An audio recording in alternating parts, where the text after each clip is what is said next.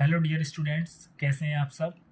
आइए स्टार्ट करते हैं आज class 10 linear equation in two variable, मतलब pair of linear equation in two variable, class 10 for CBSE and also UP board वाले भी कर सकते हैं इसको, इंग्लिश मीडियम वाले। बिल्कुल बेसिक से सीखेंगे हम। क्या है, when two linear equations are given together and both contain two variable x and y, they are called a pair of linear equation in two variable. मतलब ये कह रहे हैं, जब दो लीनियर इक्वेशंस हमें एक साथ दी जाएं और दोनों के पास वेरिएबल हों, फॉर एग्जांपल जैसे 2x plus 3y is equal to 7, x minus y is equal to 1। ये क्या है, हमारी pair of linear equation in two variable. मतलब यहाँ पर एक वेरिएबल आपका x है और एक y है। अगर कोई आपसे कहे लीनियर इक्वेशन क्या होती है, हमारी लीनियर इक्वेशन, तो हम लिखेंगे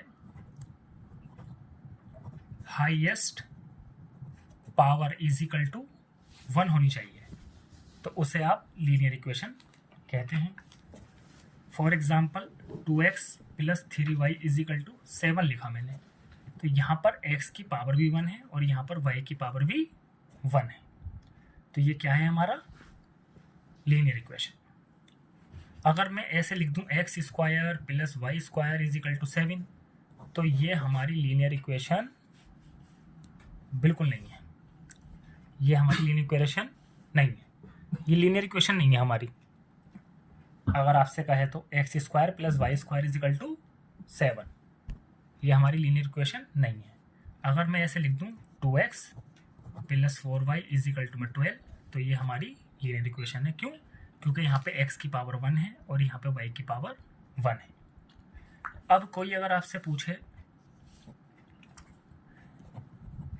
वेरिएबल किसे कहते हैं, कोई अगर आपसे कहे वेरिएबल किसे कहते हैं,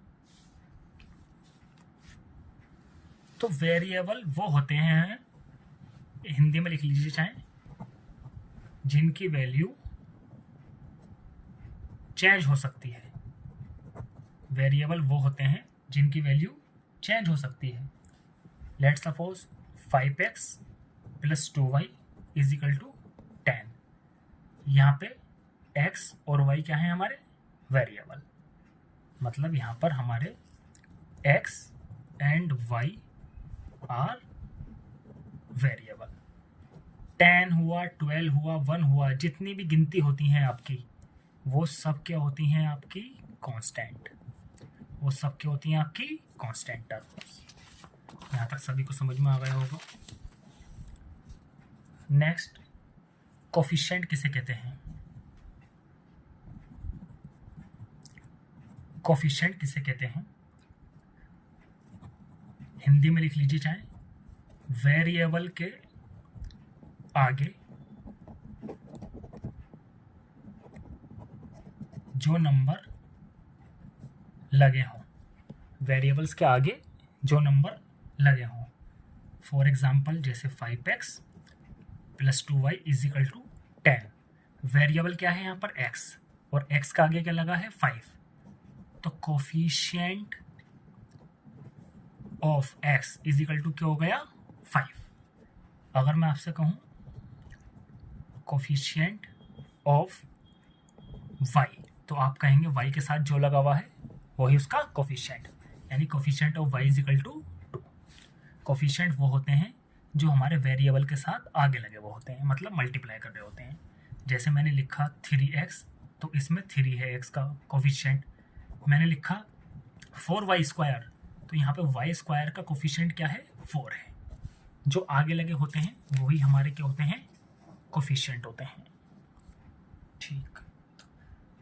कांस्टेंट, कांस्टेंट किसे कहते हैं, जैसे आपने लिखा 3x plus 4y is equal to 9 here, मतलब यहाँ 9 क्या है, आपका कांस्टेंट।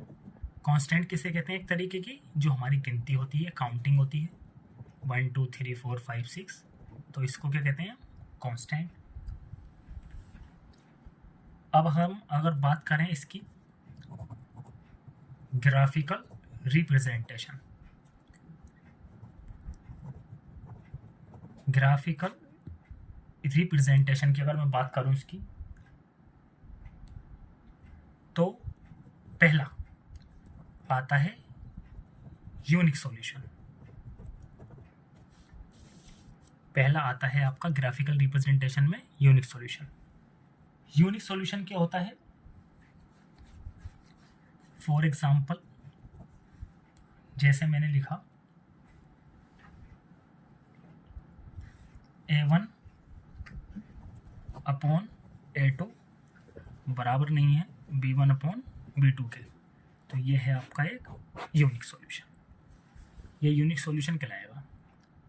अभी करेंगे हम, जैसे एग्जांपल इसका आ गया आपका x plus y is equal to में 3, और यहाँ पे लिख दिया x minus y is equal to में 4। तो जब हम इसको सॉल्व करेंगे तो इस तरीके से आएगा। ये A1 है यानी 1 अपॉन 1 इज इक्वल टू में ये 1 अपॉन माइनस 1। 1 अपॉन 1 इक्वल नहीं होता हमारा 1 अपॉन माइनस 1 के, तो शुरू में ही जब हमारा इक्वल नहीं होता है तो हम कहते हैं यूनिक सॉल्यूशन।